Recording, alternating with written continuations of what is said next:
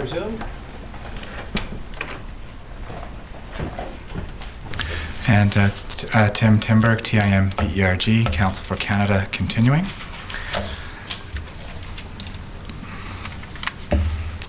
Mr. Registrar, if we could have the 2010-2011 Pacific Region Southern Salmon IFMP brought up, please.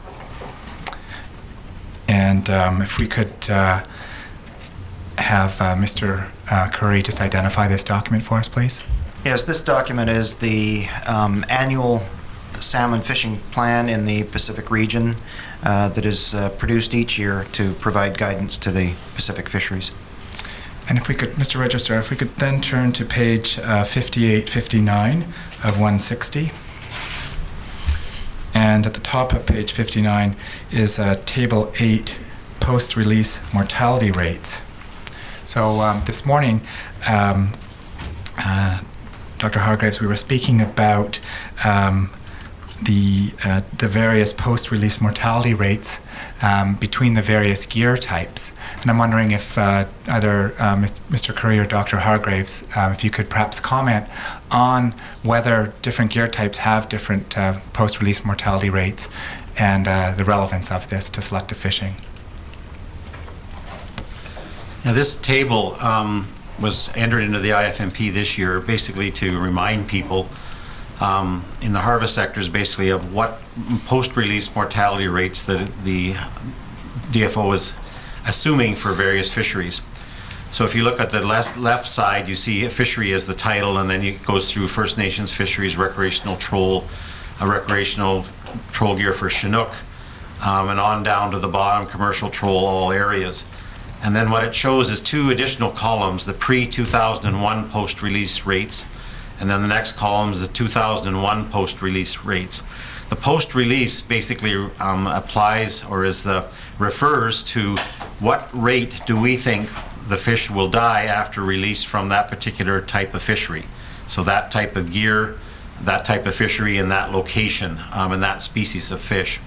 So if we look in the second column, for example, if we go down to the second one, so recreational troll gear, so a recreational fisherman that's trolling, for sockeye, pink, coho, and chum, we assume a 10% post-release rate. So if he catches a coho and releases it, we're assuming that 90% of those fish would survive, or alternatively 10% would die as a result of the injury of that. And so on down the list. If you go down, I guess, to the fourth one or fifth one there, commercial gill net, we're assuming somewhere between 60 and 70% mortality rates in that type of fishery. And again, the assumption is that the gill net has a higher mortality rate, and those are based on studies that have been done over the years. And then in the last column, the post-2001, these are basically updates to those rates based on additional studies that have been done and additional research since that 2001 period. And what's the relevance of this with respect to how DFO manages a selective fishery? It's very important in terms of selective fishing, because basically these rates then determine what the impact is of various fisheries on non-target species, for example. So if you again deal with Fraser sockeye, for example, if we set a target of, say, 3% incidental harvest or incidental mortality rate of Thompson coho, for example, then when we reach that, when we estimate we've reached that, then the fishery would be terminated.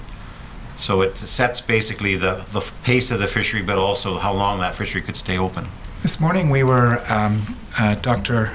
Hargreaves, we were focusing primarily on how selective fishing works in a mixed species fisheries, i.e. between various different species of fish. Perhaps you could tell us how selective fishing would operate with a mixed stock fishery, or so for example under wild salmon policy between a salmon from different conservation units, and perhaps you could give an example where of the Cultus Lake conservation unit. Okay, the relevance of selective fishing to a mixed stock fishery, so within a particular species, is much more challenging. It's very difficult in the ocean and in a fishery for a fisherman to identify fish from a particular stock. If we use an example of cultus, We know from historical timing of the run when they will return, roughly the timing curve of that. And that overlaps with a number of other stocks. So there's a concern that if those other stocks are large and have a harvestable surplus, how can we minimize the impact on cultus, for example, and preserve the fish in that particular conservation unit? So our progress on that has largely been limited to the fishing at time and area type approaches. Again, sort of pushing the envelope a bit, I guess. I think we could go much further than that if we deployed selective fishing more to our advantage. And again, I'll verge on the speculative here at the moment, but we did talk about real-time sorting fish based on DNA. That's not available yet, but I think it could be. I don't think that's just a speculation. Another example might be, for example, if we could put enough tags on Cultus Lake fish going out, and then turn those tags on. Let's say they're an acoustic tag, and this technology already exists. Turn that tag on when the adults are coming back. Then basically, as the fish are approaching the Strait of Georgia, these would be Cultus Lake fish, we would be watching for them at the doorways if you want. We could be fishing in the Gulf, and then as the tags are detected, that fishery could condense down and up the river ahead of the Cultus Lake and basically conserve those fish as they appear, rather than just guessing when they might be there based on time and area type things as we do now. Again, we're not doing that right now, but the technology exists to do that. So. And so that's a key point here, that selective fishing is an ever-evolving management idea, that just a variety of different gears and techniques can be utilized. Yeah, very much so. I think that if a big challenge, and I think is to keep ahead with the technology. So the technology provides, as technology improves, it provides all kinds of opportunities, and I think we've taken very little advantage of that since about 2002. So. And just so we're clear on the record, the present approach with respect to the Cultus Lake fishery, you said we use time and area. Perhaps just clarify what we presently do so we have that on the record. Basically, from historical timing curves, so we know basically when the fish arrive at Cultus Lake. We back that up so we know when they'll be in the main stem of the Fraser and when they'll be in the marine approach areas. But that's based on historical averages. We might be able to vary that a little bit, but we could be off by a week or 2 weeks, 3 weeks even, in terms of that timing. So we try to be conservative, which means we shut down fisheries probably earlier than we need to, and don't open them until later than we could if we actually knew the exact timing of those fish coming through to their home river or home lake. Thank you. One quick thing. In addition to that example, there is the possibility today that exists and does exist that, for instance, if you fish beyond the reach of the Cultus sockeye, so if you're fishing in the lower Fraser Canyon, once those fish have split off and headed off to the Cultus, then you're fishing stocks, a different array of stocks minus Cultus. So if you have a restriction on Cultus, you then no longer have that restriction once you're fishing further up the river.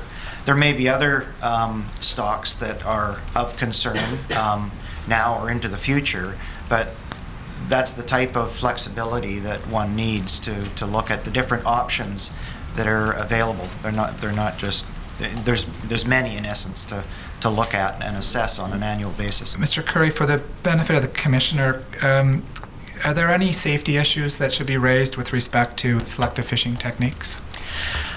Basically, yes. That's one of the things that, besides moving to a more conservation-based, selective, responsible fishery, it needs to be environmentally sound, it's got to be economically sound, but also measures that you implement need to be safe as well for the harvesters.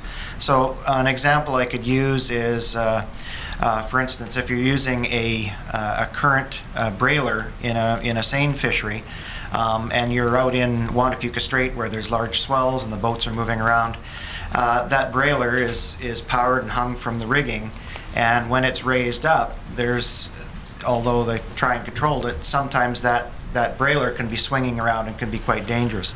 So one of the innovative commercial fishermen created a sock brailer, which is basically a brailer with a tube that's attached to the vessel. And what this does is it raises the fish in the water. They slide through a tube onto a sorting tray, and it doesn't allow the brailer then to be swinging around. So one has to be thinking about the safety issues as well.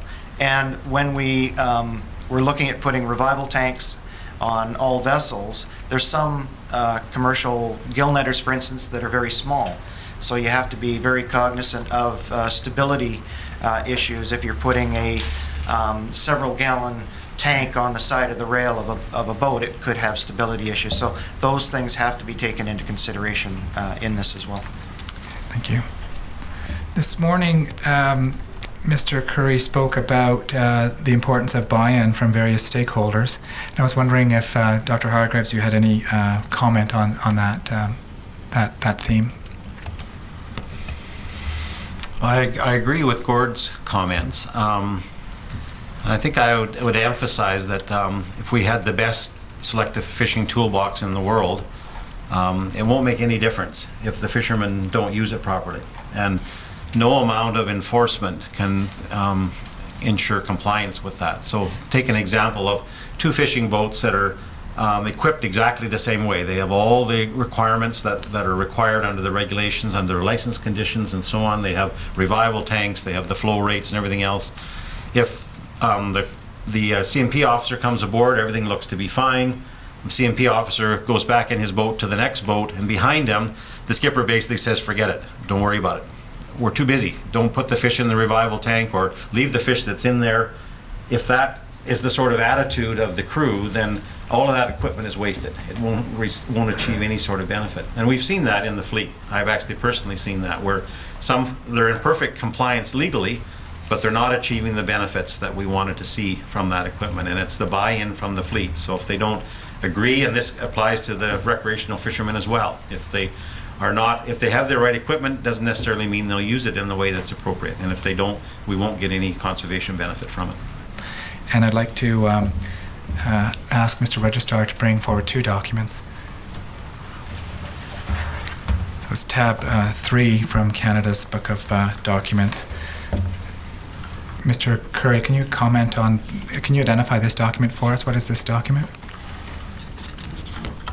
This document is, from what I recall, a compilation of input from Fisheries and Oceans staff with regards to the evaluation of the Selective Fisheries program that was taking place. So there was, throughout this document, it reflects where we might agree with the auditors or where we disagree with the auditors, and why. All right. If this could be marked as the next exhibit, please. Exhibit 446. And if we could turn then to tab 4 of the binder. It's from conservation and protection. So the fishery officers in Fisheries and Oceans had specific comments with regards to the audit. This could be marked as the next exhibit. 447. And Mr. Curry, is there anything you needed to add from this morning with respect to your consideration of that audit? I think I've covered it. I think there was criticisms that we had of it and felt that it wasn't a fair assessment. And therefore, we wanted to express that and why we thought that on various points, and they're reflected in these documents. Mr. Commissioner, I'm just going to identify for the benefit of all council. On my math, we have about 1 hour and 45 minutes, but that's to include a break. We have 7 participants who have sought, who want to cross-examine on a pure equitable basis. That's 15 minutes apiece. Some council have asked for significantly more than 15 minutes. I think what we should do is do our level best to start, and I'll appreciate any council who can go well under 10 or 15 minutes. That'd be great. The first council is the province. Thank you. Commissioner, for the record, Boris Tyzek, TYZUK, for the province of British Columbia. Mr. Curry, at the end of your testimony this morning, you were mentioning that there were various techniques that could be used for selective fishing, and you referred, I think, just at the end to the Area G troll, Area E gillnet, and then you made a comment that other techniques could be used for Fraser River steelhead. Could you expand on that, please? Absolutely. One of the tools in the toolbox with regards to steelhead is that through past research we know that steelhead swim in the upper water column and quite often within a meter or two of the surface of the ocean and or river, and therefore one of the strategies that can be employed, say if you have a chum gillnet fishery in the Fraser River, for instance, or if you happen to have an overlap with sockeye and steelhead, but it's certainly applicable to chum, you can use a weed line. And a weed line is simply the gillnet floats are on the surface of the water. The actual capturing portion of the web is 2, 3, 4 meters down from the surface, therefore allowing for surface swimming steelhead to swim over the capturing web for the most part. Any, of course, that are swimming lower could get caught, but then they could be released using proper techniques. So a weed line can be an effective means of conserving steelhead. Okay, so you're saying these could be, but at present they aren't being used, is that? They're part of the toolbox, and it's up to the managers and the harvesters to look at implementing them effectively in order to respond to that conservation issue. So do you know if between 2002 and now those techniques have been used? I'm personally not aware of the weed lines being used extensively, but I've been a little bit away from some of the management of the Fraser River in some of the other jobs that I've been in since then. Thank you. Dr. Hargraves, when you were summing up and saying what you felt like, what I got out of it, and again, I have a scribble in my notes, so I have to go back and check, was that you felt that, as I saw it, selective fisheries were critical to the future of fishing on the West Coast and the Fraser River sockeye. One of the things you mentioned was MSC certification. Would you expand on that, please? Yes, the MSC certification is something that's basically come along since the 2002 end of the CFAR program. To achieve MSC certification, you have to go through a series of steps, and then there's basically an action plan associated with that. And I think certainly there are conditions under the current certification for Fraser sockeye, for example, conditions that apply both to Sacanau and cultus sockeye, for example, that there are certain conditions that have to be met in order to maintain that certification. And I see that those are only the two current examples. As time goes forward, and probably in all likelihood there will be additional stocks that have problems in terms of conservation, the difficulty of maintaining that certification will just grow. So. But if selective fishing were to be more of a priority with the department, then there's a chance to deal with those things. I think, and it's not that it's not a priority for the department. I think it is a priority for the department. I think there's a lot more work that could be done. We have to figure out how to fund that. But I think selective fishing is a very valuable tool to help us move forward and meet those MSC certification requirements. Okay, and just on that point, the evidence that we got this morning, as I saw it, is that there's no program leader for selective fisheries right now. There's no A-based funding. So, yet you're saying it's a priority. Is it fair to say it's certainly not a high priority? No, I would take exception to that interpretation too. If I use another example, the wild salmon policy, for example, we don't have really dedicated funds to implement that, and we don't have a specific regional lead for it either. I think both of those would assist us, but with selective fishing, as similar with wild salmon policy, it's part of our routine business. So all of our fisheries managers are aware of selective fishing. We need to, I think personally, we need to do a lot more. We need to make it more visible. Having a lead would probably help. I agree with Gord on that, but that doesn't mean necessarily that we're not doing anything about it.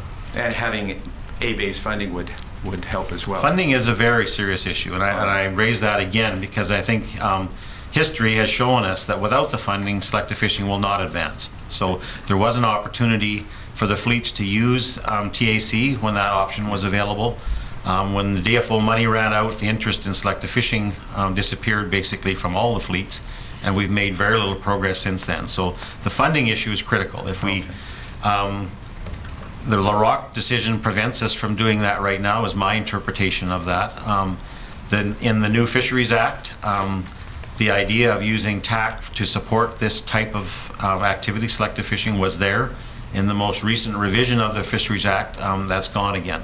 So how do we fund the development of selective fishing to move forward is a critical question, I think. So without the funding, all right, I'll just leave it at that. Thank you very much. I have no further questions. Conservation Coalition, Mr. Harrison. Good afternoon, Mr. Commissioner. For the record, Judah Harrison, last name Harrison. I represent a conservation interest, various not-for-profits, and an individual focused on conservation of salmon. My first question, Mr. Hargreaves, or Dr. Hargreaves, excuse me. You were just talking about the wild salmon policy and the role of selective fishing in meeting the wild salmon policy, and MSC as well. Originally, I was going to ask whether selective fishing is a good tool to meet the goals of the wild salmon policy, but I'd like to actually flip that around and ask, in your view, is it possible to meet the goals of the wild salmon policy absent a large increase in selective fishing? Again, I would say that selective fishing is a critical component of it. I think I would be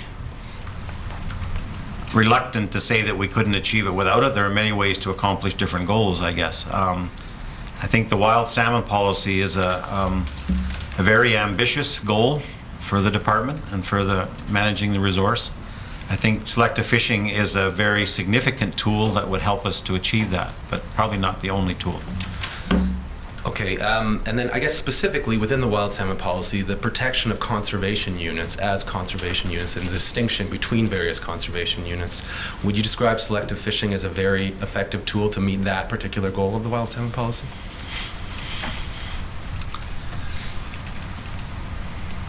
You're posing difficult questions here. Thank you. For sockeye, most of the conservation units, virtually all of them, are single stocks and single lakes.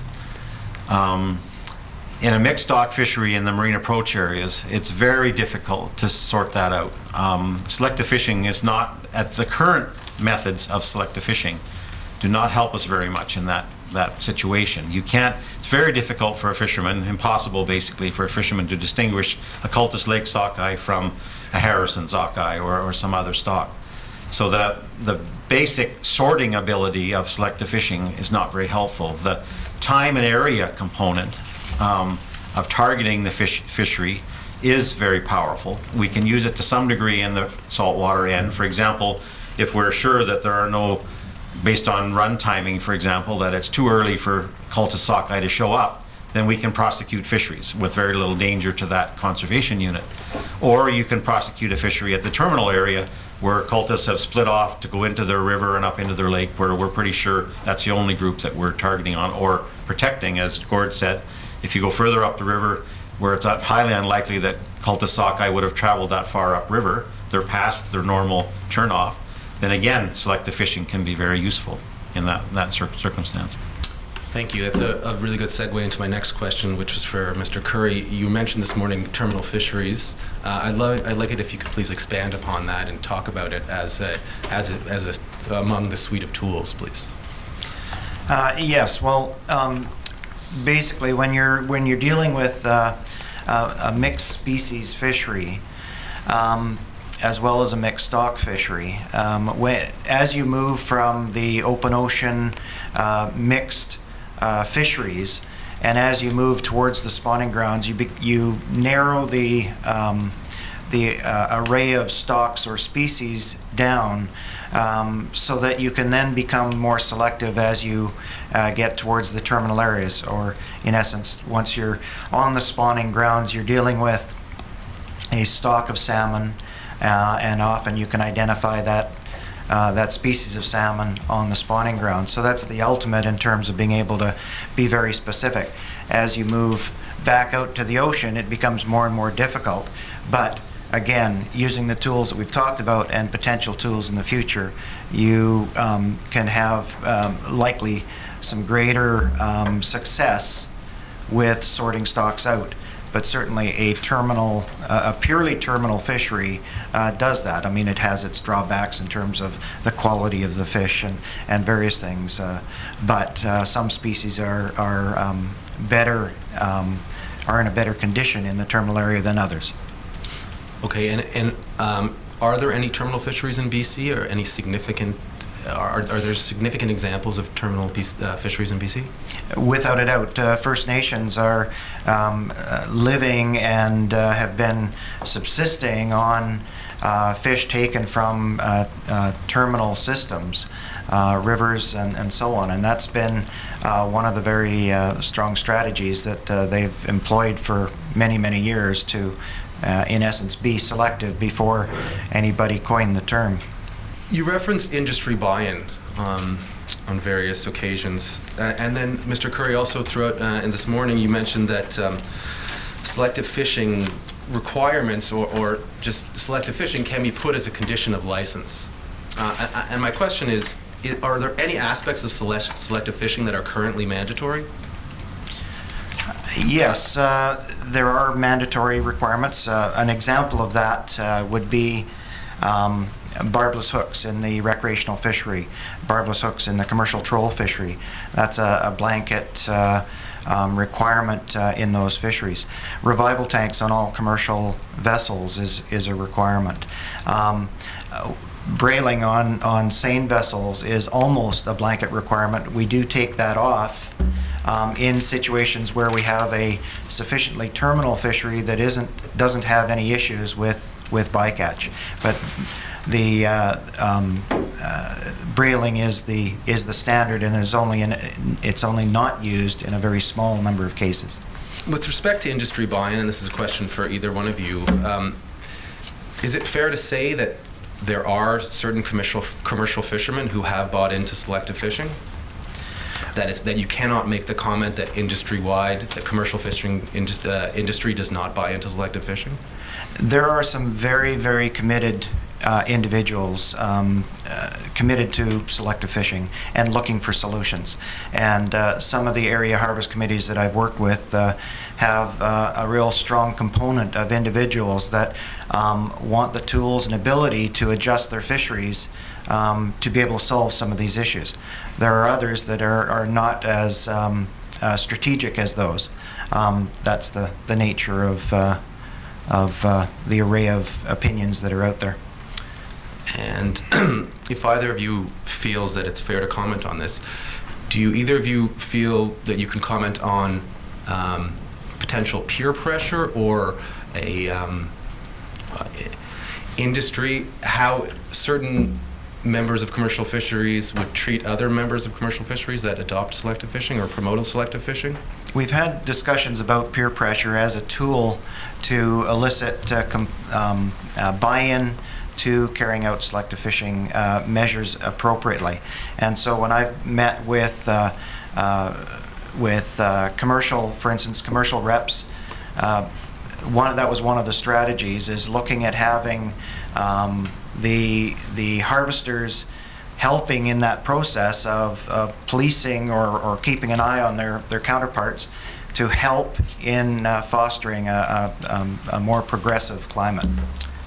And I guess I was asking with an interest in the other way, i.e. if there's certain people who adopt a selective fishing, have either of you had experience where you've seen that they've been subject to pressure from other members of industry? Yes, very much. There's a report in here, Making Cooperative Research Work, in the Canadian set of documents, and I've laid out a scenario that I presented at a conference up in Alaska. And basically, when you don't have buy-in from the start from the harvesters, it's very difficult then to prove a selective fishing strategy and then try to impose it upon a group of harvesters. And we attempted that, in essence, with the selective grids in seine bunts. and ran into some resistance to do the further testing that was needed and acceptance of that very compelling selective fishing tool. So there's certainly a lot of pressure out there to resist change from some sectors. Yes. I agree with Gord that there was some cases pretty strong resistance.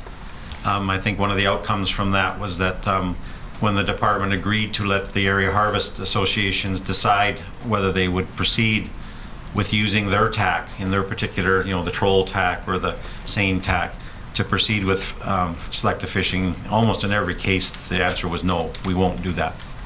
Would rather keep the tack and not use it for selective fishing. But I think the point I'd like to make, though, is that I think there are a number of people, quite a large number of people in all the fleets, First Nations especially, recreational and commercial, who are very interested in supporting selective fishing, and given the opportunity, I think, and given the funding to do so. And I think it has huge potential benefits. For example, that Gord just used, the selective bunts. I think if we had pursued that vigorously over the last few years, we'd be in a very different position this year, where we've got a huge, probably a near record number of pink salmon coming back that we're going to want to harvest. At the same time, we're going to have a relatively low return of sockeye, presumably, and we're going to have a very difficult time harvesting those pinks and conserving the sockeye. There will be huge pressure on the department to do that. If we had pursued the selective fishing, the escape grids, we would now be in a position where we could selectively harvest pinks with almost no, almost no impact on the sockeye. I'm convinced of that. We didn't do that, so that the tack that could have been used for that wasn't used. The department didn't provide money for that, so now we're in a position of making very difficult decisions, both in terms of missing harvest and also achieving conservation of sockeye, because we didn't make that investment. My last line of questioning. Mr. Lund, can you please bring up Exhibit 441? This is the audit that was discussed by Mr. Timberg and Mr. Martland earlier. I'm particularly interested in page 12 of the actual document. I'm not sure PDF page. Not that.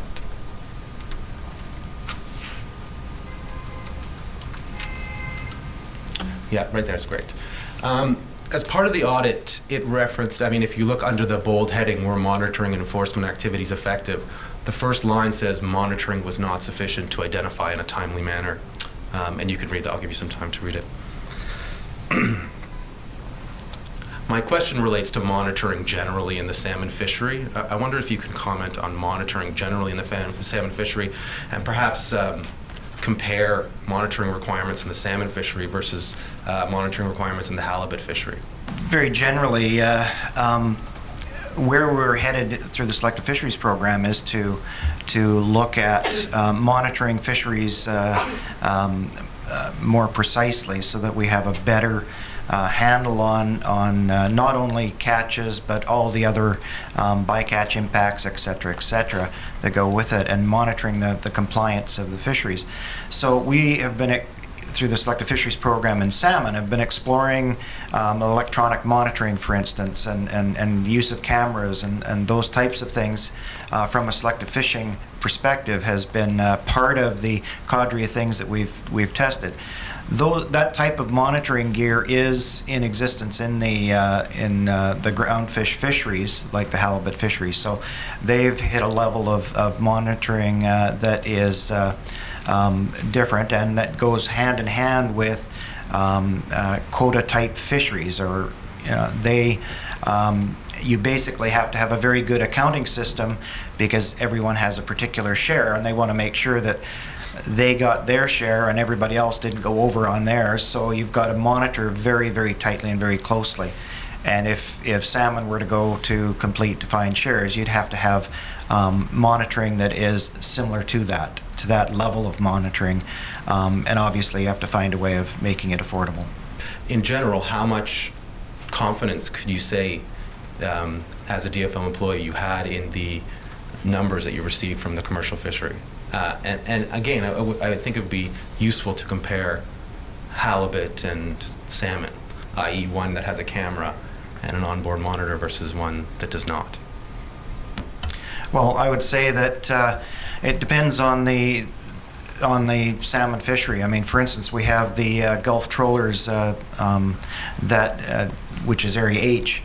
They've been exploring share-based share-based fisheries or defined share fisheries since 2002, and so their fisheries currently have a lot of these strategies, like a halibut fishery, built into their fishery, where they have observers, they have dockside landing, and so that has brought that fishery up to the scale that it competes with the halibut fishery. There's others that don't have that level of monitoring and compliance around the catch and information.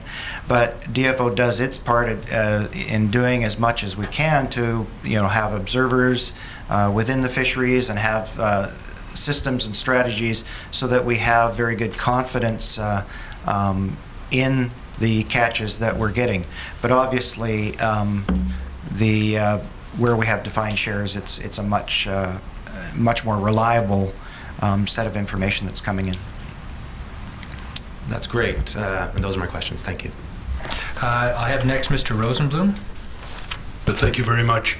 My name is Don Rosenblum. I represent Area B, Sainer, Area D, Gillnet. I appreciate you answering my questions. One of the recurring themes of my cross-examination throughout this inquiry relates to funding issues within DFO. And particularly today, we're focused on funding issues as they relate to the selective fishing program. And Dr. Hargreave, in particular, you have said some very strong words, and I don't fault you for it whatsoever. But speaking of the consequence of ignoring this aspect of scientific investigation relating to selective fisheries, you have put us into the perspective of recognizing between 1998 and 2002 that there was this active program. You have then documented to us, as I understand your testimony, that that program passed away or was put into abeyance because of various issues. I so far have summarized generally some of your comments that you've made at this inquiry today. The active pursuit of selective fishing ended in 2002 at the end of the CFAR program. Yeah. And you have said, and I took down your words, I believe that you said in part today, this morning, that frankly, if this program isn't given more attention and resuscitated, these are my words, not yours, that there might not be any fishing or will not be any fishing. You did say that, did you not? Yes. So you feel very, very strongly that obviously this whole initiative is a critical initiative in terms of the management and harvest of the future fishery of this province. Is that correct? Yes, I do. And I should clarify that the no fishing, basically, I'm thinking of the marine approach areas. I mean, there will always be opportunities to fish in the terminal areas, of course, but the fisheries will be very different from what we see today. I appreciate that. Now, recognizing your strong belief in the testimony you have given, I'd like to focus on the anatomy of how this has come about that DFO abandons this program in 2002, and up to this moment we don't have favorable announcement from anybody within DFO that we're on the cusp of reviving this program and getting the selective fishing program back on the rails. My question to you is this: if you feel as strongly as you have testified that this program is so critical, what is going on within DFO that the program is not being pursued in terms of Treasury Board being properly funded? If it can't be funded through the 5% TAC and the Larocque decision, who is fighting the battles to ensure that the Treasury Board recognizes how critical this is to a public resource? Well, I think the short answer to that is the Government of Canada has many, many priorities, the strongest one being right now the Economic Action Plan. And the Government of Canada committed $400 million to the selective CFAR program, including the vessel buyback component of it. So there was a huge commitment of funding by the government, and there's an ongoing commitment in terms of supporting selective fishing measures in the fisheries. But at some point, again, I'll be blunt, I think industry has to take some ownership of this and invest themselves, and we haven't seen that. Okay, well, let's put that aside for a moment. I first want to focus. I'm happy to come back to that and deal with it in terms of questioning you. But dealing with the Government of Canada's responsibilities, in other words, DFO's responsibilities, you do recognize that the DFO has a financial responsibility to invest in this selective fishing program. Do you not? Yes, among many other priorities, yes. Yes, among many other priorities, but from hearing your testimony today, you clearly consider this to be truly one of the highest priorities that DFO should have on their priority list. No, I believe that this is a significant tool in the toolbox for managing and conserving salmon. I believe for other things, for example, the wild salmon policy is extremely important too, to conserve and manage salmon properly. So selective fishing is just one of many things that we need to fund. But you would agree with me, yes, maybe it's one of many, but it appears to be one, according to your testimony, that there will be a calamity if it isn't pursued and properly funded. That is, there'll be no marine fishery. Well, I'm looking forward as a scientist, and what I see is more and more and more constraints being put on as we move particularly towards the conservation unit strategy under wild salmon policy. That right now we are still managing in basically a traditional sense of we have fisheries that are operating on aggregates of CUs. So we're not operating a fishery on a particular CU. We're basically saying there's a group of conservation units of different stocks that are coming through 4 main aggregates in the Fraser River, for example, that have a whole bunch of different conservation units within it. And as we go down the path that I see, which is more and more issues around the conservation of different CUs, it's going to become more and more difficult for us to manage in that traditional way. Selective fishing can bridge that gap and maybe even solve it. Well, I want to come back to this issue of whether DFO in its budgetary proposals to Treasury Board has been asking from 2002 to the present for funding to carry on with the program in selective fishing that commenced in '98 and carried on till 2002.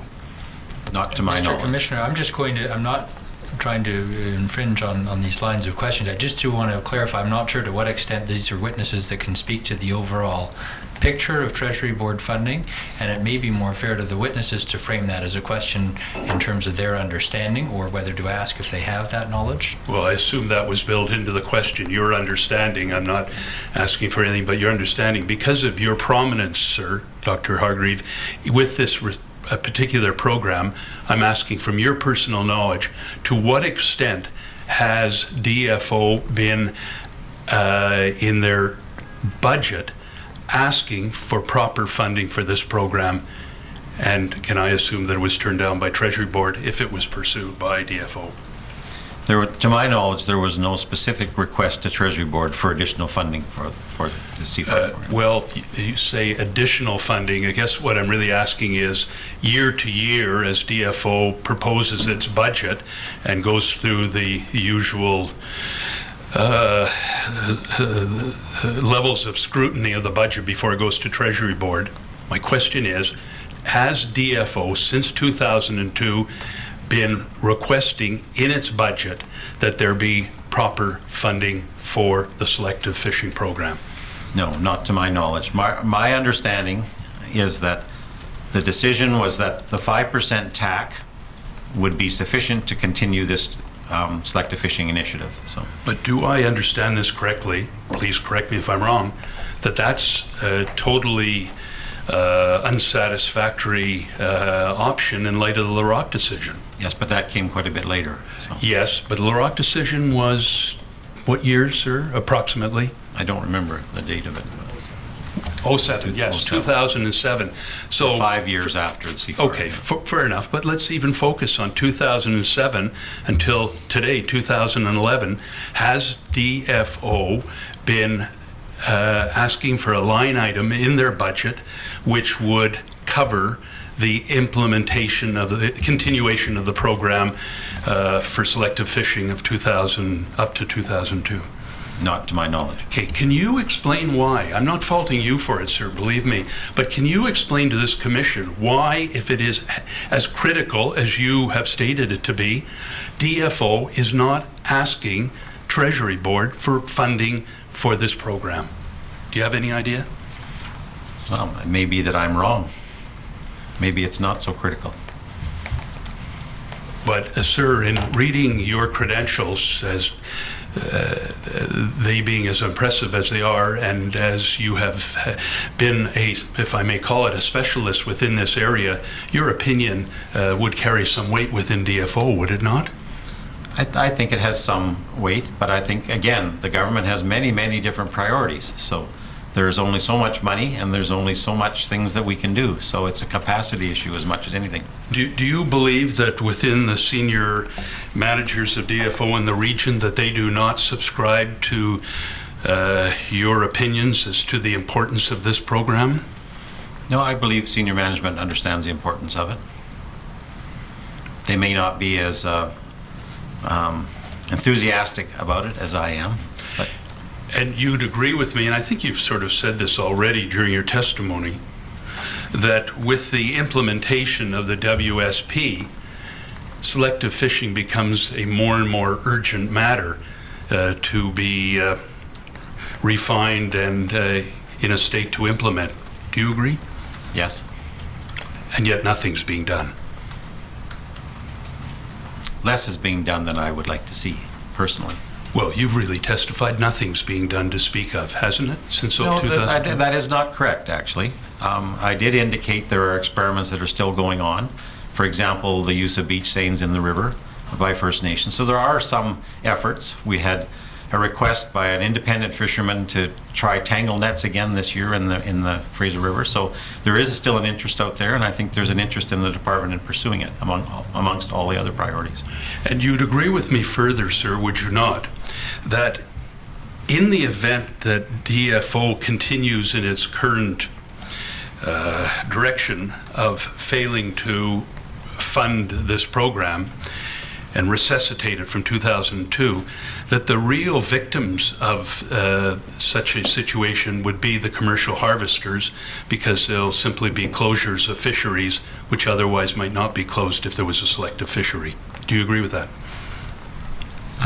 Yes, I think there will be a price to pay there. I think the conservation of the resource is also another potential victim of this. Yes.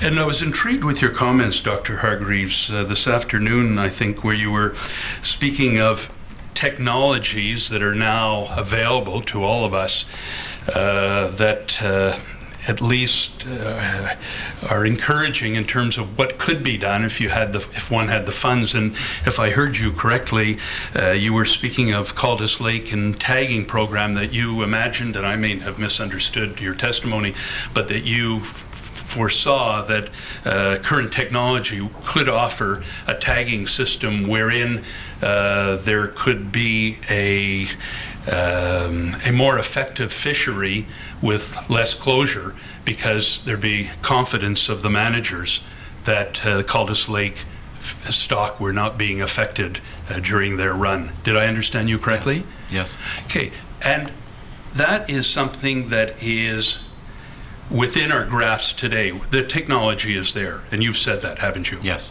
Why hasn't that been done if Caldas Lake is as critical as we learn it to be during this inquiry?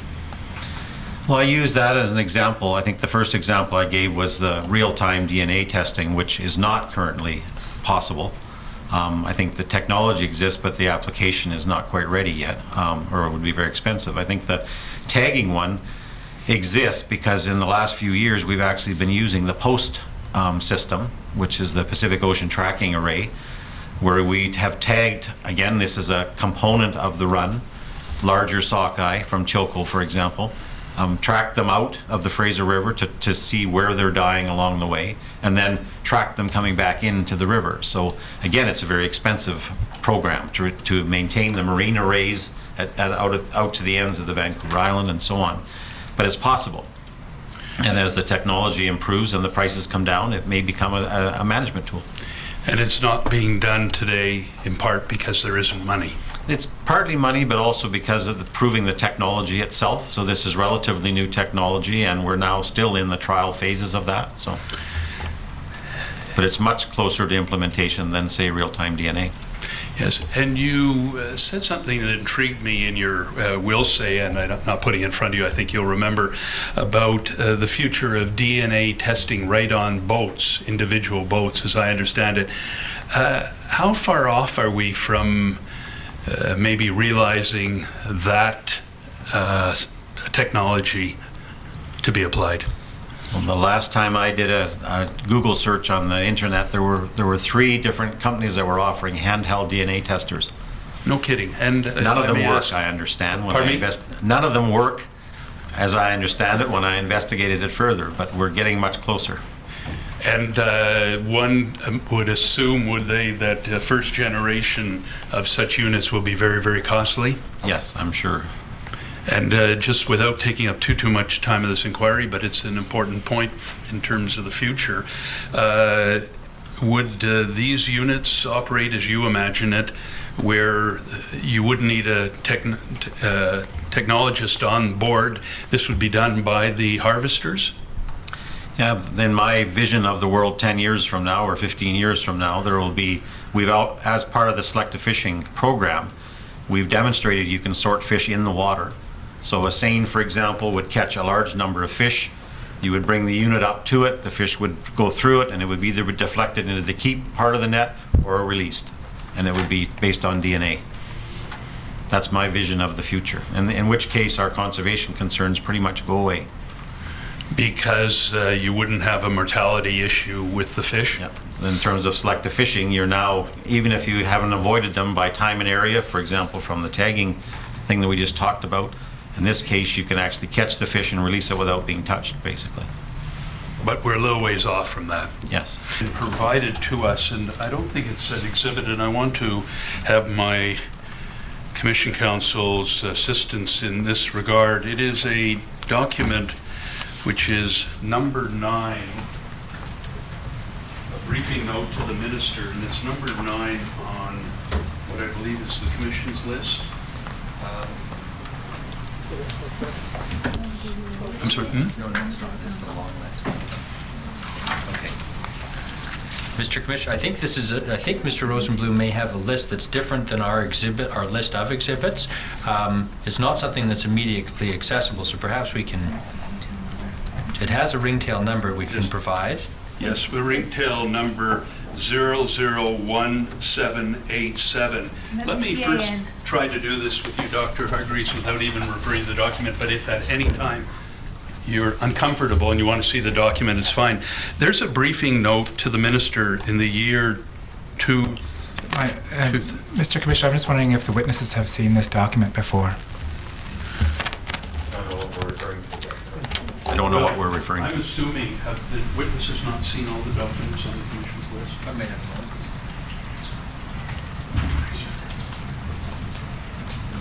I see.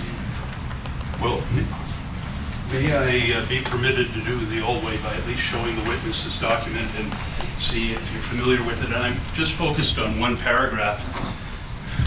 This is a document, briefing note to the Minister. It appears to be the year 2000, and it is signed by you, sir.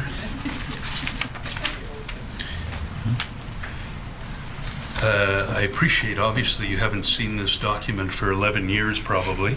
Are you generally, do you agree it appears to be a document under your signature? Yes. Yes. The timing is right. I don't remember the document. All right, I don't want to, thank you. I don't want to take a lot of time. I want to focus on just one sentence in this document and invite you to make comment. You say, in the event, this is back in 2000, in the event the free... Could the witness perhaps be given a moment to review the document before being taken to one sentence? I'm happy to do that. I will say, Council, that I'm only referring to one little paragraph here and asking a few questions on that.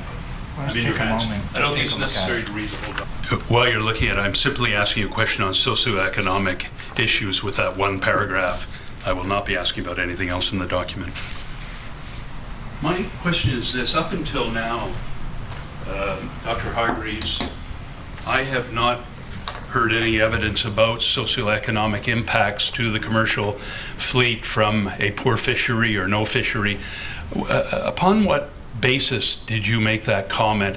What are the consequences, as you see them, being as experienced as you are with DFO, to the communities when they're, and what are the socioeconomic impacts of no fishery? Well, if I read that, the glance that I've had at that document was basically providing advice on both the outlook of the salmon stocks, a variety of different stocks and species for that year, and also what the various harvest management measures might be and opportunities might be.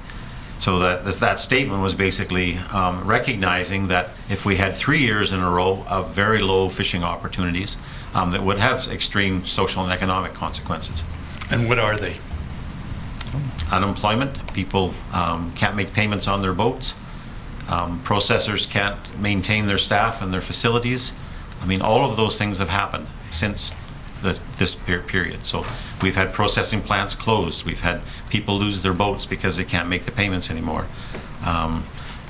They can't maintain the payments on their houses. So it has extreme social and economic consequences. Thank you. I wondered if it's appropriate to have this document marked as an exhibit. Thank you. Exhibit number 448. My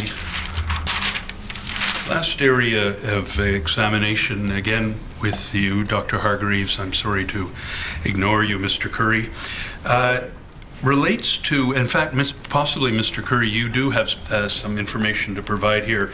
I'm informed of the following from my clients, that the American fleet that are catching Fraser River sockeye under the treaty, and I believe under the treaty that they have an entitlement to,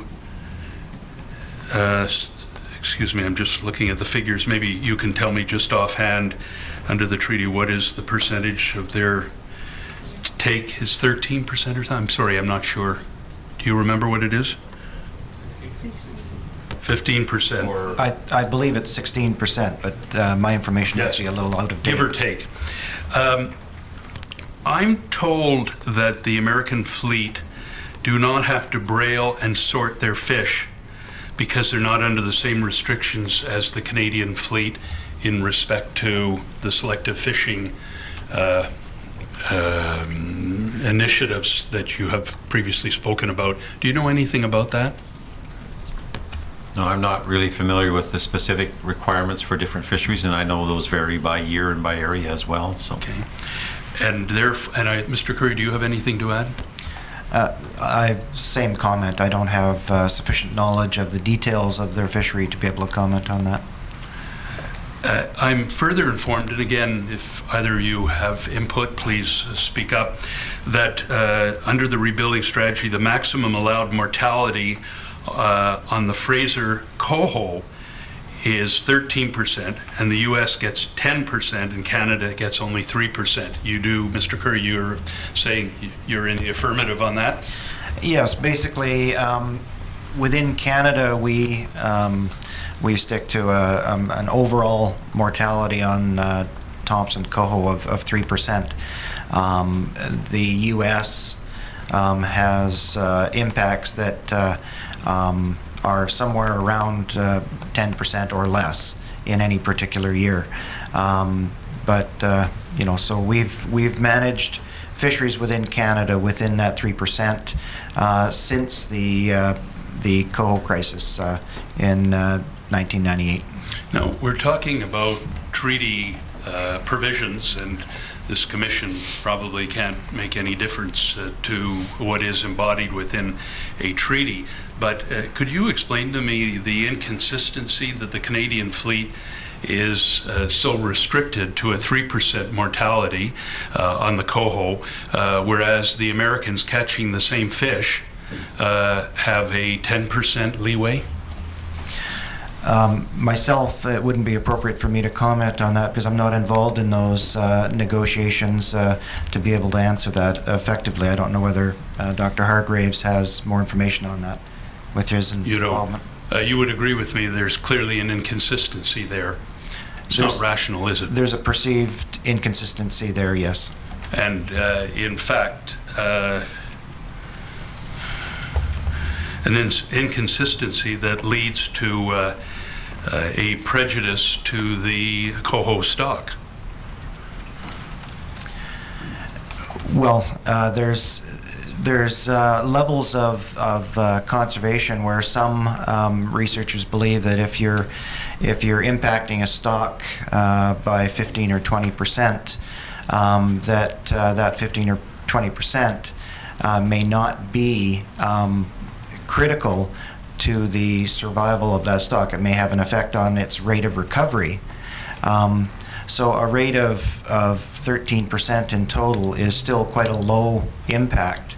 And in Canada, holding it to 3% has been has involved a tremendous amount of work, a lot of it attributed to selective fishing strategies in order to keep our impacts low enough so that we can wait for the environment to turn around and for these stocks to rebuild. And you would agree with me, would you not, that the 3% applied to the Canadian fleet is 3% across all their fisheries from pink to all the species of salmon, as opposed to the Americans where, of course, the treaty only speaks to sockeye? We're talking about all fisheries, all fishing sectors within the Pacific region with a total impact of 3%. And with the Americans, it's 10% solely on the sockeye salmon. Yes, that's all they're fishing, the Fraser. Again, I'm not confident enough to be able to respond on the American conditions. Lastly, I'll be just 3 or 4 minutes at the most. There has been discussion about seiner nets and a new form of seiner nets that cause less shafting to the fish and lead to a higher survival. I'm led to believe that the cost of purchasing such a net, if such a program was implemented, is somewhere in the range of $5,000 to $10,000 per boat, per net. Do you have any information to bring to this proceeding? I think that's in the ballpark. My estimate, I think, was around $10,000 per net. Yes. Yeah, that's to replace just the bunt portion of the net, which is the final catching portion of the net. Yes, and if this program were to be implemented, to the best of your knowledge, DFO would be looking to each individual fisher to obviously fund the purchase of such a net? Possibly, and one of the things that we had considered is the possibility of asking the fleet or allowing the fleet to only use one net instead of two. So right now we have 2 different kinds of seine nets that are used in different areas, and by possibly going to just one, that could be a saving that would offset the cost of the new net. And you'd agree with me that when you are asking individual fishers to make sacrifices, and sometimes selective fishing does require sacrifices, you would agree with that, would you not? Sacrifices in what way? For example, having to fish slower, having a slower harvest because you're being careful about what you take and what you don't take. That's a sacrifice, isn't it? Why would that be a sacrifice? Well, Mr. Curry seems to be nodding in the affirmative. Do you agree? It depends on your definition of a sacrifice. Certainly, if carrying out these measures means that they have access to a fishery that they otherwise wouldn't, would it then be a sacrifice? No, I appreciate that, but I'm speaking of the immediate moment of carrying out some of the selective fishing, that it can be a sacrifice in the sense that unless you're in an ITQ fishery, you're obviously going to be slower in harvesting your fish, correct? you're going to be slower, but you may be afforded the opportunity to catch all of your fish, as opposed to a derby fishery, which is a little bit of a gamble, especially for a manager, in terms of how many fish are going to be caught. So certainly with a defined share fishery, you have that ability to manage more effectively and provide sufficient time for harvesters to be able to catch the amount of fish, while also implementing these other strategies. And the other thing that hasn't been looked at effectively is the harvesters and DFO teaming up to look at what's an effective strategy to assist the harvesters in implementing this gear. Are there funding strategies that could be used, and such as Dr. Hargreaves has mentioned, can we go to one net on this coast instead of two? Those types of things have yet to be fully explored, to team up and look at viable solutions that can allow for the advancement of selective fishing without it being a hardship on the harvesters. Yes, but when I was speaking of sacrifices or hardship, I'm happy to adopt that word, in a non-ITQ fishery, where it is a derby fishery, obviously it's a slower harvest when you are applying selective fishing programs, right? Obviously. Not necessarily. Really? If for instance, if you're using a seine net with grids in it, and you're able to sort these fish, for instance, First Nations, when they're wanting to harvest sockeye in Johnson Straits, in a year like we have coming up, where there's going to be a lot of pink salmon around, they have an issue with the number of pink salmon that they would catch when they're trying to get their sockeye.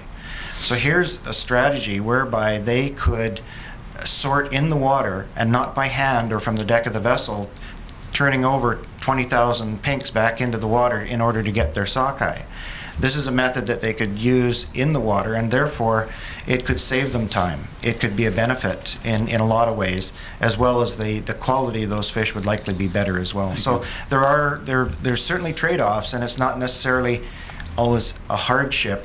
There's benefits that offset that as well. And my clients will be speaking to this in testimony tomorrow, but would you agree with me in terms of buying into the selective fishing program, that the more the benefits are identifiable and or discernible to each individual fisher, the more likely there's going to be buy-in? Yes, one of the examples we used during the selective fisheries program was up in the Skeena River with the seine fishery, that after July 18th we allowed the fishery to continue with the seine fleet because they were more selective than gillnet gear, Yes. and they ended up, because of using selective fishing strategies, catching an additional 1 million sockeye as a result. So there's examples like that, and highlighting those types of examples are helpful for generating that buy-in. Yes, and so you see a more optimistic future in terms of selective fishing if DFO can implement a program that has those discernible benefits.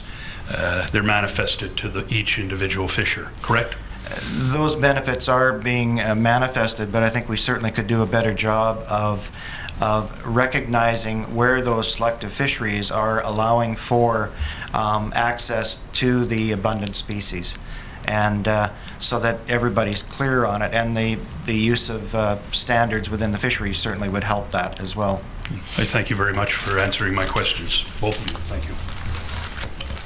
Mr. Commissioner, I note the time, and yet Dr. Hargreaves is not available tomorrow. Now, I don't know, as a point of practice, whether we're able to continue through without a break, or whether I might at least propose if we can move out a sequence and have Mr. Harvey, I think he wins the Polonius Prize for brevity of time estimates for his question. So maybe if he's next, that may let us see where we stand at that point.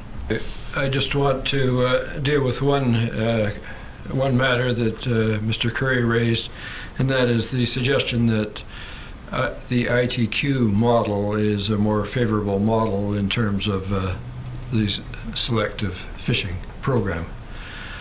First of all, Mr. Curry, just to be clear, the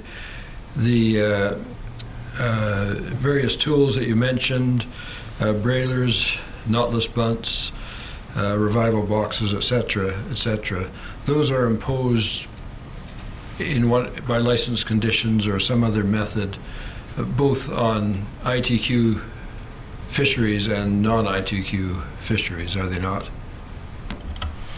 Yes, that's correct. We quite often test ITQ-type fisheries, while a portion of the fleet is a demonstration fishery around defined shares, and the rest of the fleet is in a derby-type fishery, as we're moving through a transition to wherever we end up. Yeah, all right. In other words, ITQs have no bearing on the use of those tools. They would be used regardless. We would require that they be used regardless, but the issue is the time and the buy-in to do it. When a fisherman is pressured by time to catch as many fish as possible in a short period of time, the more responsible requirements of selective fishing go out the window to some extent when you're in that time crunch, and we've seen that. So with a quota type fishery of some type, whether it's a pool fishery or some other form of defined shares, there's more time involved. Not a lot more time, but we have shown with the fisheries that have been carried out in demonstration fisheries that have been carried out since 2003, 2002 actually, on defined shares, has shown that the defined share type fisheries end up with somewhat more time in order to catch their fish. All right. Well, you said not a lot more time, and that's what I wanted to get to. In other words, how significant is this? The main tool, selective fishery tool, is time and area, of course, isn't it? That's one of the main tools that we've used prior to the selective fisheries program, and will continue to use it. Yes. Yes, and in fact, the time restrictions may become so severe, as we've heard from Dr. Hargreaves, that there may be no fishing at all unless other means are found. So I want to put it to you. I want to put this to you. Your comment with respect to the ITQ model being more favorable in terms of selectivity works better in a fishery that has the luxury of time, such as the halibut fishery, which can be spread out over most months of the year, as opposed to the sockeye fishery, which is compressed into a very short time period. Correct? I would say that there's still benefits that are accrued within the salmon fishery, and I would agree that yes, in the halibut fishery you have a longer period of time to work with, and that makes for the ability to work in the selective strategies within the halibut fishery much easier than in a salmon fishery. But Yes. It's been shown that through the work that's been done that there is more time, and that time seems to be a significant factor within complying with these measures. All right. In the Fraser River sockeye fishery, the managers and fishermen all are aware, are they not, that the fishery will close when stocks of concern arrive. Is that a fair generalization? Yes, it is, and so we try and set the boundaries in terms of timing of fisheries and so on in relation to the stock abundance, stock makeup information that we receive in season, to make those determinations in season to when we hit a critical limit, or a critical limit is relieved with dealing with stocks of concern, so that we can either close or open a fishery. All right. And when the stocks of concern arrive to the point that you have to close the fishery, it is closed for ITQ fishery, the fishery component as well, is it not, even if the ITQs have not been caught? It depends on where you're at with that requirement. It might be that you still have a bit of room to go, and the risk to open up a non-IQ fishery would be too great, and to allow a few boats to continue on to catch a defined amount of fish, and therefore a defined impact, you may be able to allow, and we have allowed, smaller impact fisheries to continue, to give them more time in order to reach our allocations while not going beyond our set guidelines for a particular stock of concern. On the west coast of Vancouver Island, you mentioned just briefly in passing, how the sockeye fishery is managed there when it is available. Is this a general picture? Sampling is done, and then the fishery is opened in a way that is tailored to the stocks that are there, whether sockeye or Chinook. Yes, stock assessment is absolutely key in determining when and where you fish, and what the impacts of the mix of stocks that you're fishing on, with whether it's within the Chinook stocks or whether it's within the sockeye stocks. Yes, and the fishery is basically tailored by means of time and area, opening, and gear. Correct? Yes, we have gear restrictions in place, and then if, for instance, if we're talking about Area G, fishing on the west coast of Vancouver Island, they are going to be the first fleet, per se, that's going to touch the, say, the summer run sockeye. If that's the stock grouping that we're fishing on, they would be the first ones to see the abundance of those fish, allowing for a fishery, followed by fisheries in Johnson Straits and Juan de Fuca Strait, followed by the mouth of the Fraser River in the lower Fraser, and then continuing to move up the river. So these fish move through an area, so the stock assessment is critical to tell you when those stocks that you're wanting to target are in the area, but also when the stocks of concern have diminished to a point where they're insignificant in the catches. And the results of that fishery are a useful determinant of the quantity of stocks approaching. First of all, it's first in time, and it's the first indication of biomass that you get. Well, it's a very general assessment, but being that we don't have a test fishery out in that area in particular on an ongoing basis year after year, to then to look at that information and make some assumptions about the quantity, unless we had that type of test fishery out there, we wouldn't be able to make strong determinations as to, or estimates of, what the stock abundance is. Once those fish hit the test fisheries, the well-established over time test fisheries in Juan de Fuca Strait or Johnson Strait, and then further inland, those test fisheries allow us to make comparisons to other years and use an awful lot of data and analysis to then come up with, are we on target with our expectations or not? Yes. And we manage from an in-season perspective based on those test fisheries. The sockeye fishery on the west coast of Vancouver Island is the first fishery, and when it's done on a non-IQ basis, in other words, a Derby basis, correct?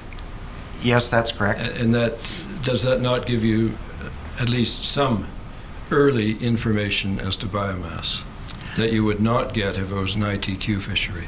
It tells you what the makeup of the stocks are, but it doesn't give you a lot of strong information about the abundance. Intuitively, it can provide a sense of whether there's lots of fish out there or not a lot of fish out there. And when you work with very experienced fishermen that have been fishing out there for many years, you may get a sense of whether it looks like it might be an abundant year or not, but it's very precarious, because you could just have a small blip of fish that makes it look good for a moment and then it collapses behind it. So you need a longer time series of information in order to confirm those types of assumptions. All right, those are my questions. Okay. Mr. Commissioner, I'm in your hands. We have 3 participants who have questions remaining, Mr. Eidsvik, Ms. Gardner, Ms. Shabas, and I think about 35 minutes if we don't take the break. With our time constraints, Dr. Hargreaves is not available tomorrow. I don't know if we're best to perhaps press on and ask Council to do the best they can in that limited time. My name is Philip Eidsvik. I'm on with the BC Fisheries Survival Coalition and the Area E gillnetters who fish the Fraser River. One of the things I wanted to start off quickly, Dr. Hargreaves, was the statement about prior to World War II, everyone thought the fish supply was inexhaustible. Do you remember when the International Pacific Salmon Fisheries Commission began their rebuilding program on the Fraser River? No, I don't remember the exact date. Would it surprise you that if it was before World War II? No, it wouldn't. Yeah, so the idea that there's this great big let's kill every last Fraser sockeye wasn't really relevant in the context of Fraser River sockeye, was it? No, my comment was in the global perspective, in terms of fisheries throughout the world, not specifically on salmon on that particular. Okay, so I'm just trying to say that we had a massive rebuilding, successful rebuilding program on Fraser River sockeye from the 30s to the 90s. So to use that world perspective and apply it to Fraser River sockeye is a little troublesome for some of the people, I think. So I was personally leading up to the FAO Code of Conduct document. That was what I was referring to. Thank you for clearing that up. There was a statement that gillnet fishermen on the coast will anchor all night and leave their nets in the middle of the channel. I've never heard of that. Perhaps you can offer a bit of detail on that? Yeah, it's in my experience, it's not unusual, particularly in, for example, the Fraser River, for a gill net to be set and left overnight. Are you talking about set nets or drift nets? And a net that's been tied off to the shore. So you're not talking about the public commercial fleet? I have personally observed, for example, in Port Alberni, where I worked for many years, where a fisherman would set the net at dawn, or at dusk, I mean, and not come back till the early morning. We're talking about Fraser River sockeye here, and I guess you're aware that there's a license condition that and I'm talking about the public commercial fleet in tidal waters below Mission. You're aware there's a license condition that says you can't leave your net unattended? Yes, I'm aware of that. And what would happen if you left your net unattended in the Fraser River? If it's a drift net? It would fill up with debris. It would fill up with debris. Would it drift down on the shore? Maybe a log boom? Probably, yes. If you left your net unattended in Johnson Straits, perhaps a cruise ship might go through it, is that fair to say? Or a towboat? No, there's a relatively small number of cruise ships going in a very specific route, so if you did that in Area 13, yes. Okay. So it's not a common practice in the commercial sector. And we're talking about coho, and I think DFO did a really good map a number of years ago where they showed all the coho streams here in the Vancouver area that had been paved over. Do you recall that map? No, I don't remember that. Oh, okay.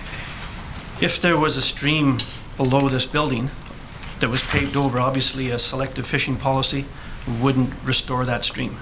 No. Okay. In the great scale of things, how big is our habitat and water usage issues on Thompson Coho? I think it's probably significant, but I don't think that's been well defined. But I'm curious, if it's a big factor, significant, why wouldn't it be well defined? I think it's a very, very complex issue. So there's water extraction issues, there's use by agriculture, there's a variety of uses in there that would affect the habitat. So. Right, but selective fishing only deals with commercial fishing. One part of the equation that might have an impact on Thompson Coho. And the other part is out there you just don't know enough about. Is that fair to say? I hope we've made it clear that it's much broader than just commercial fishing. So I would correct that comment. Okay, so commercial, recreational, and fishing. Yeah, okay. Selective fishing prior to 1998 when the program was put in, I always thought there was a selective, and Mr. Harvey referred to it as time and area. Certainly the Fraser River Chinook fishery was closed when? The Fraser River gillnet Chinook fishery, targeted gillnet fishery. Do you recall? I think Gord mentioned that, time and area has always been a significant management technique, probably one of the most important right back to the beginning of the fisheries. So. Okay, so do you recall when the Fraser Chinook fishery was closed? No. You mean the West Coast? No, in the Fraser River itself, the Fraser gillnet fishery on Chinook. No, I don't. Mr. Curry, do you recall? I don't recall the date specifically, but I'm aware of it, yes. It's been many years. Yes. Has there been a targeted fishery on that stock since it's been rebuilt by the Fraser River Gillnet fleet? I don't believe there has been, but I couldn't speak completely because I haven't been working on the Lower Fraser fishery throughout that entire time period. So I don't know whether there's been some demonstration fisheries or some fisheries to attempt to catch Fraser Chinook while allowing sockeye to pass through the nets. That's what I'm trying to get at is a lot of commercial fishermen are reluctant to buy into another program from DFO, and I'm sure you must have heard that. When the Fraser River Chinook fishery was closed, they were promised when the fishery was rebuilt it would reopen. For them, it hasn't. Do you hear comments that from the fishing fleet they don't really trust DFO to keep their promises? What I see is that the commercial industry has a code of conduct that clearly the majority of commercial harvesters have endorsed, and therefore I would expect that out of professionalism they would be looking to do everything that they could to make a more selective and a more responsible fishery. And as we've mentioned, we've worked with many individuals that have done just that, whether they're in the Lower Fraser or out in the marine areas, working to find those solutions. Yeah, I guess what I'm getting at is probably, despite previous actions, people in the commercial sector have gone along with it.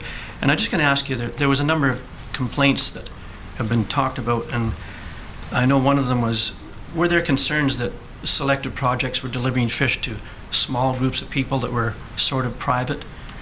And did you hear complaints about that? We heard complaints like that at the beginning of the program, but even throughout the program. So how we changed how we did business is that we invited commercial reps to sit in on the selection of these projects, so that they were involved in that selection process, so that they could report out to their constituents how those projects were being selected, because they certainly were not provided to certain interests and so on. It was simply based on the merits of their proposals and the possible benefits that could accrue from the work that they proposed to do. And there was many people that were critical of those that were trying to work with DFO. And that was very unfortunate, because it was very unfounded. So there was some people in DFO that perhaps the fishing fleet thought were a little too close to DFO, and there's some disputes over that. Is that fair to say? I heard those comments, but they didn't, from my experience, they didn't apply. There's a general principle, I think, maybe in fisheries management, if I'm wrong, you can clear me up, that the conservation benefits accrued by the best managed fishery can often be negated by a fishery that's less well managed if they fish on the same stock. Is that a fair statement? Yes, that could be a fair statement. An example is where you've got a quota-type fishery that's very well managed and controlled, and then you have a Derby-style fishery being carried out upstream of that, where when you open it, you don't know the number of fish that you're going to harvest. You could overshoot your target by 100%. And that's the precariousness of that kind of management. So DFO does everything we can to use past information and data to try and hit that target, but it's not always possible, because it's a very difficult thing to do. I see. So despite fishery managers being able to rebuild the Fraser Sockeye run from 1930 to 1990 with a fleet much larger, less people, you guys, if I can get it right, seem to be unable to do this any other way except through an IQ fishery? Well, I think the complexity of this issue is so much greater than that statement. I mean, we had a great big slide in the Fraser River back in 1913, and we've been rebuilding actually since then. And we're going through a period of time recently with global warming that is changing the environment, changing the productivity. It can be up one year, down the next. And so it's a very difficult environment in which to manage these fisheries. I think we'll deal that as we go along in time. I want to ask a couple of questions about revival tanks in the Fraser River. By license condition, every gill netter in the public commercial fleet needs a revival box. Is that correct? By license condition? Yes. If you don't have it or you don't have it operating, can you be charged and prosecuted? Yes. What about the Aboriginal commercial fishery on the Fraser, in the tidal waters? Are all those vessels required to have coho revival boxes and steelhead revival boxes? No. So, for the boats that fish in both fisheries, if they fish in the public fishery on Monday, they need the revival box, and they'll go to court if they don't have it or don't operate it. And on Tuesday, then, in the Musqueam, Tsawwassen, Stolo commercial fishery, you can go ahead and operate without a revival box. Is that correct? Yes. Do you know why that is? I think because of the priority of First Nations. So the first priority is conservation, and the second is First Nations FSC, food, social, and ceremonial. But this is a commercial fishery I'm talking about. Yes, I'm aware of that, but often those same boats are used for the FSC component. So when they go out to get their FSC, so they're not required to have a revival tank when they fish for FSC purposes. So I'm trying to get this clear then. So during a commercial fishery that's licensed where they can sell fish, you're saying that they're still fishing for food, therefore they don't need to pay attention to the regulation that's applicable to the other fleet. Yes, I'm not certain why. Are they allowed to keep coho? Objection, Your Honor. Mr. Commissioner, I just want to clarify something in... sorry. Mr. Commissioner, I just wanted to clarify something. Mr. Eidsvik just pointed out that they were not following regulations, but actually the regulations do not stipulate that. I just wanted to clarify that point, and I'm going to remain standing just in case. Thank you for that. I believe my question was quite proper because there's a regulation that applies to our sector, the public commercial fishery, but not to the Aboriginal commercial sector. And I agree with my friend that there's different regulations, and that's what I was trying to get at. So there's a conservation issue for the public commercial fleet in the Lower Fraser River, but not one for the Aboriginal-only commercial fleet in the Fraser. And that's what I was trying to establish. Can you tell me how big is the set net fishery in the Fraser Canyon? How many nets? I don't know. No idea? Would it surprise you if it was 400 in a busy fishery? Possible. Do they use... I'm going to object again. Mr. Commissioner, I'm afraid that the witnesses have indicated that they're actually not in a position to comment on this, and unless Mr. Eidsvik establishes the basis and that they would be in a position to comment on that, I'd ask him. Well, the basis for that is we're talking about selective fishing in the commercial sector and in the Aboriginal sector and in the sports sector. We talked about barbless hooks. My question is simple. There's a very large commercial fishery in the Fraser Canyon. Do they use revival boxes for their gillnet harvest? I don't know. I'm not familiar with that fishery. Well, maybe you can help me because your job, I think, was selective fishing, wasn't it? Yes. I can comment. Okay, Gordon, go ahead. I'll comment on one way that it's managed, and that is when we are dealing with coho. As I mentioned earlier, the 3% mortality on coho that we manage by is borne by all fisheries. We look at all fisheries and all fishery impacts. So the current fisheries as they stand are meeting that requirement. There may be some inconsistencies, but the bottom line is that assortment of fisheries is meeting the current standard at 3%. Well, you've said that the revival box really adds to the survivability of coho. So if all commercial fishermen were to use revival boxes, it seems to me there'd be less coho mortalities. Therefore, we could target on the main species more. But have I got that wrong? That's correct. Okay. Those are my questions. Thank you, Commissioner. Good afternoon, Mr. Commissioner. Brenda Gartner for the First Nations Coalition, and with me, Crystal Reeves, R-E-E-V-E-S. I'm going to go with highway speed and see how well I do. And I hope I've got my questions down to the bare minimum. If we don't have buy-in by industry, that makes selective gear type fisheries more difficult. That's an assumption. Is that a correct assumption?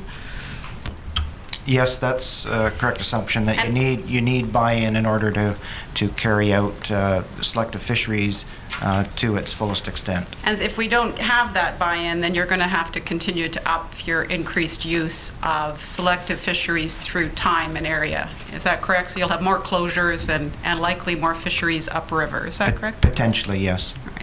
And so I'm confused. What's your experience? Why is it that it's difficult to have industry buy-in to selective fisheries?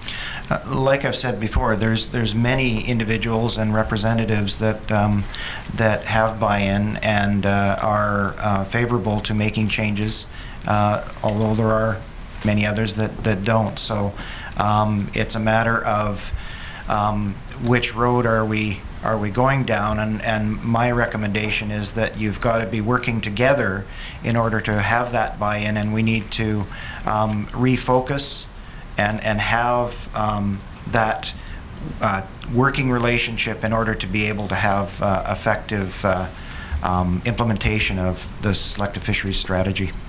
I'm happy to say, as you've already both spoken to, that my clients have actually quite an interest in selective fishing, as you know.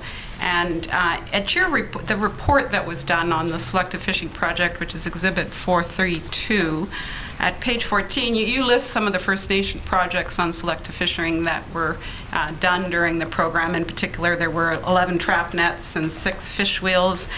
Some of these are on the Fraser, some of these are in other places as I read the report.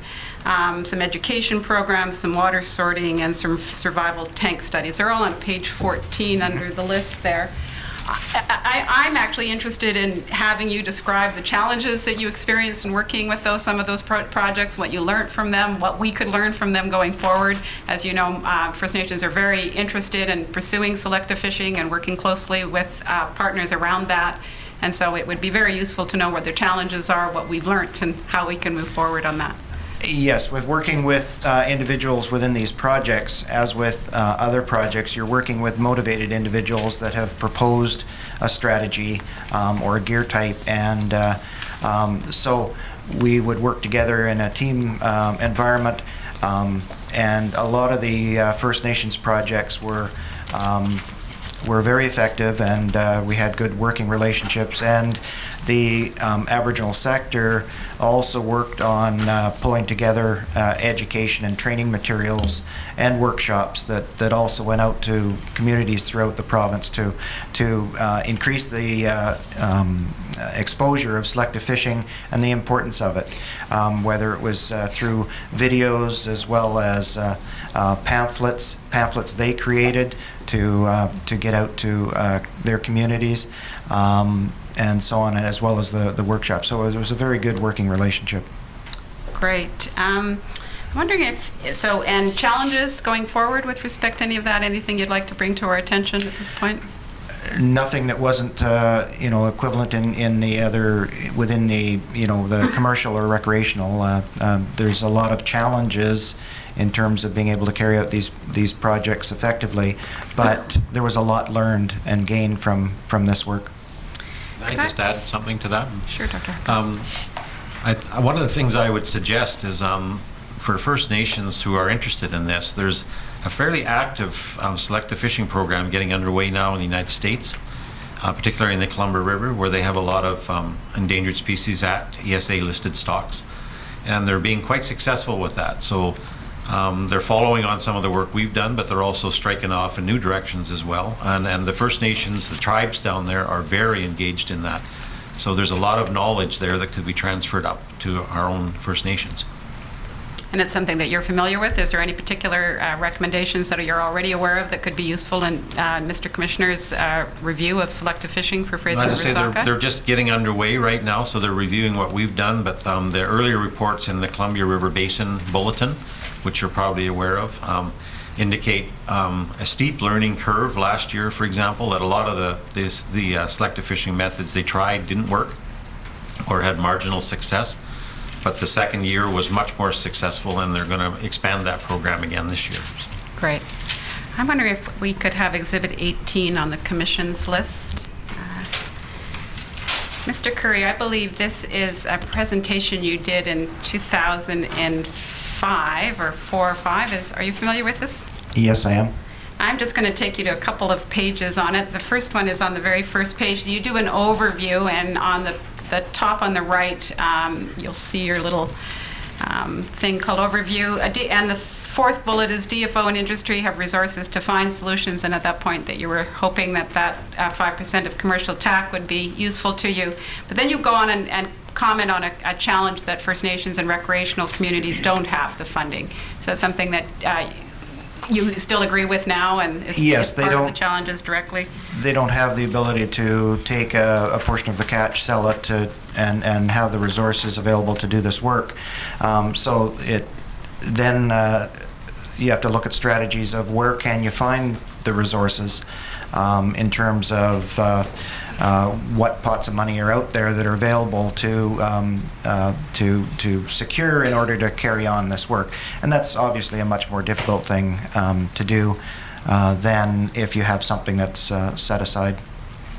And at the very last, on the last page, the very last box is other issues and recommendations. And in fact, you make a recommendation there that First Nations encouraged to adopt selective fishing and gear and methods. Therefore, AFS and treaty staff. Are you familiar with those recommendations and what your thinking was at the time as to how selective fishing could be assisted with AFS and or treaty negotiations?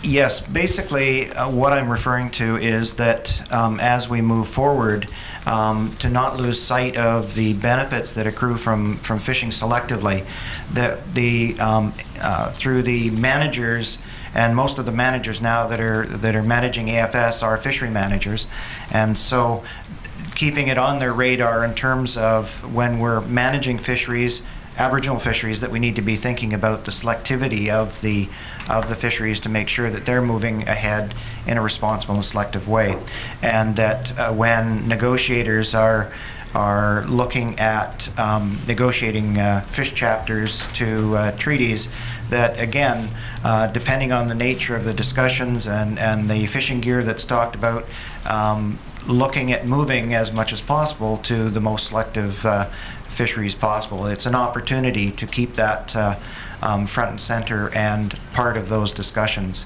to make for more responsible First Nation fisheries where they need to be. We're going to spend a fair bit of time in another part on the AFS agreement, so I won't go into that too much right now. I'm going to ask that document 12 on our document list be put forward. And just before we leave this document, it was on the Commission's list, but it wasn't, in fact, marked through our direct. So I wonder if I could suggest this document that's up now become an exhibit, please. That's document number 18. Thank you, Mr. Marlott. Exhibit number 449. It's that highway speed. I'll try not to pass. I'm actually going to jump to one other question I have of Dr. Hargreaves, because I only have one for sure that I need to ask you, and if it becomes useful, we might have to have Mr. Curry back. But Dr. Hargreaves, I just want to ask one question around the catch and release matters that you referred to earlier. And in particular, as you know, a number of my clients in the Fraser River, particularly and further up, have concerns around catch and release. And I was very interested in your evidence this morning about how the research to date has been a little bit more successful in understanding the more immediate effects of catch and release, so you're able to identify and watch and return a salmon or a sockeye back, hopefully healthy and able to return the journey. But what I'm concerned with is the research that needs to be done to ensure that same salmon, if it's caught 2 or 3 times, does hit the spawning ground. And you were very clear in your evidence this morning that further research needs to happen on that. Would you agree with me that if there are openings and closings or any kind of fisheries that rely on that type of selective fishery, that this is a place where a precautionary approach needs to be taken? We don't have the scientific evidence to prove that those catch and release fisheries are necessarily safe in the long term, and we do need to take care with those. Would you agree with me on that? I certainly agree with the precautionary approach. But I think you have to put it in context. In the context that's relevant here is the risk associated with it. So if a particular fishery was operating, let's say it was a beach seine in the Lower Fraser, catching sockeye, for example, for First Nations. If the total allowable catch happened to be 200 pieces of sockeye, they could catch those fish in a relatively short time, a few sets of the net probably. As a fisheries manager, if I was the manager of that fishery, I would not be overly concerned about the impact on the fish that were released from that. So maybe they catch 4 or 5 coho, let's just say, as an example. Those fish might or might not survive. What I'm getting at is that the risk is small. To the stock as a whole, the risk for that particular fishery done in a selective way is minor. If we're talking a much riskier fishery, and maybe a large commercial fishery in Area 20, that could encounter thousands of coho, maybe tens of thousands of coho, then the issue of what happens post-release for those fish is extremely important. Thank you. That's very helpful. I actually think there's one more question that Mr. Curry may want your assistance on, and that's I was looking at the difference between the United Nations FAO standards that we have as Exhibit 442 and Canada's document, the Code of Conduct in 443, Exhibit 443, and we can bring those exhibits forward if either of you would like to look at them. But I noticed that in the United Nations standards, both ecological conservation, local knowledge, traditional ecological knowledge are all very strong themes in that document as a code of conduct for selective fisheries and otherwise. But I can't find those in Canada's documents. Did I miss them? Did I miss something in the review? What happened in that translation? The Canadian document is one specific to the commercial fisheries. I would say that traditional ecological knowledge is very important within commercial fisheries as well as in Aboriginal fisheries. So I don't know whether I'm answering your question correctly or as you intended, but that is an important factor. And when we team up and work with harvesters to find solutions, that traditional ecological knowledge is a key component of what we gain by teaming up and working together. Are you aware whether or not the Canadian document was reviewed by First Nations before it was finalized? Was there a consultative effort, or was this all just done in the commercial industry and then finished? This is a Canadian code of It was conduct. industry-led, and it was supported by DFO nationally. So I don't know whether there was specific consultation with First Nations on that particular code. All right, just 2 more questions, actually. I want now, document 12 on our list, and this is a question for you, Mr. Curry, unless Dr. Hargreaves knows about this. I just want to take you on past 2004, and this is, are you familiar with the River to Plate initiatives that are going on with respect to selective fishing in the Lower Fraser and, actually Lower to Upper Fraser, actually more particularly? Yes, I have familiarity with it, yes. And I wonder if we could go to page 6 of this document. And so this is an example of how selective fishing efforts are continuing after the slowdown in funding, as we might call it. And in particular, there's some small demonstration fisheries that are being licensed in the Fraser River since 2005 in the Harrison River, the Mid-Fraser, the Thompson and Quesnel, and the Fraser near Prince George. Is that correct? That's my understanding, yes. And could you bring to our attention any continuing benefits and usefulness that you're finding with respect to continuing with these selective fisheries? I can't speak to the specific demonstration fisheries that have been going on because I haven't been intimately involved with them. But in a general sense, this, from what I have seen and what I have heard from colleagues, that this is a continuation of a sort of selective fishing, but it's focusing on the ability to harvest in river and look at the viability economically and ecologically of the harvest in river through to the marketplace. And but I can't speak to the specific projects as I haven't been working on those specifically. I wonder if I could have this document marked as the next exhibit. Exhibit number 450. This morning, when you were reflecting on the various recommendations that both of you could bring to Mr. Commissioner's attention, there was one matter that I didn't see you speak on, and I wonder if you could, which is it also going to be increasingly necessary for the flexibility in where these commercial fisheries are harvested? There's a lot of effort being made to try to put selective fisheries out into the marine, but is it also going to be necessary as we continue forward, and given all the challenges around conservation units and other things, that these selective fisheries will need to move upriver? I think that's one of the strategies that can be used, and I used the example of avoiding impacts on cultus stocks by fishing north of the Vedder River, for instance. And so those types of strategies need to be part of the toolbox, and whether, if you have a defined share, whoever fishes it is in essence maybe not a concern. What the concern is, are you able to harvest the abundant stocks and protect the weak stocks? And one of those strategies is to fish more terminally. So we need to be looking at combinations of strategies here. And given your familiarity with the complexities around management issues, you're also familiar that may increase the abilities of DFO and First Nations to meet their FSC requirements and the priority requirements, and so there's some synergies there also?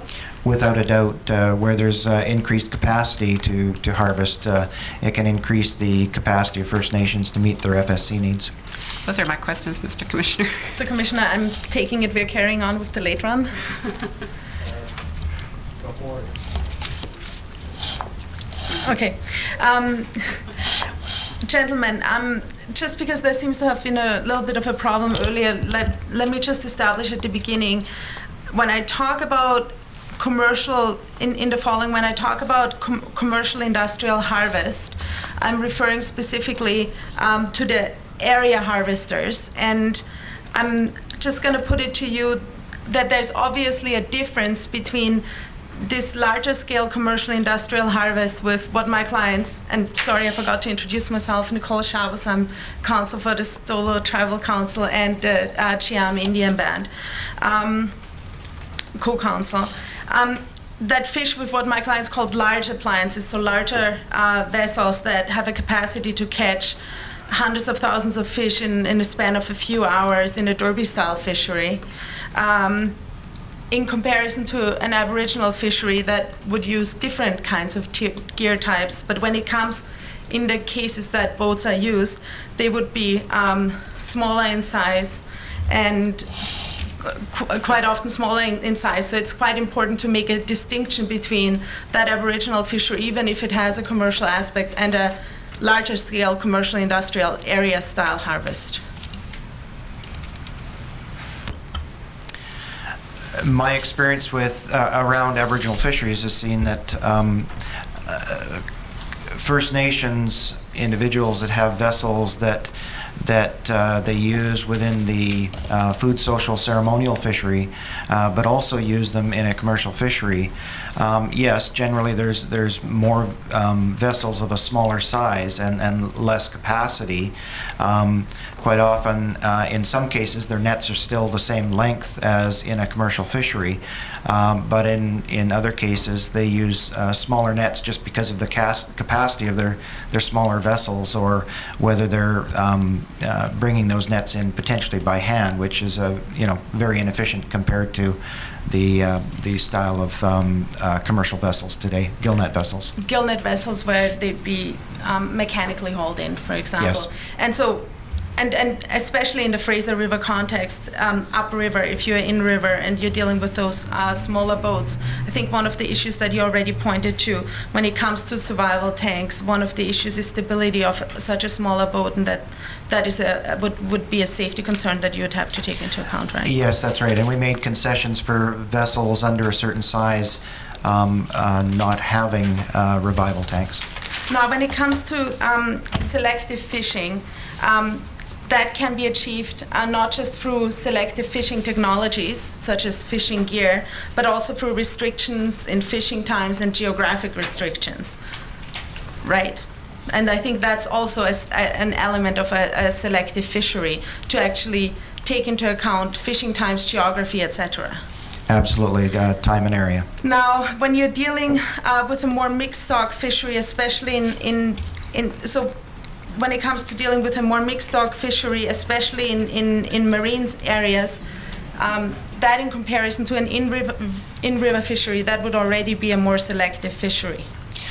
Depends on where you are. If you're in the lower Fraser River, the mix of stocks are going to be not that dissimilar to those that are out in the marine area, because many of those stocks have a long ways to go up the river. There's only a few in the very lower reaches of the river that branch off. So yes, there are some options, greater options in the lower river, but as you proceed up the river, those options increase. Or, for example, with the cultus after the turn-on. Yes. Now, also in terms of size of appliances, very large capacity boats and nets, you have a bigger issue with bycatch and incidental catch. Not necessarily. It all depends on the specific fishery.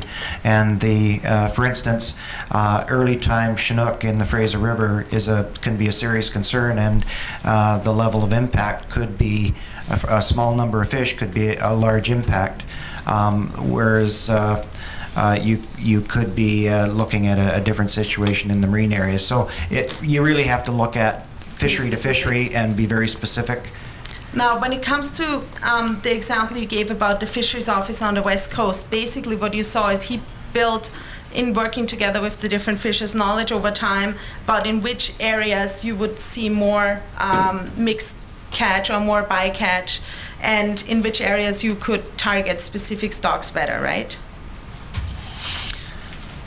Through time and area, the more terminal you carry out your fishery, the more precisely you can be stock specific. But as we've mentioned, there could be technological abilities or tagging abilities and so on that could rival that strategy. Now, when it comes to the issue of buy-in, and I'd ask Mr. Land to briefly bring up Exhibit 440.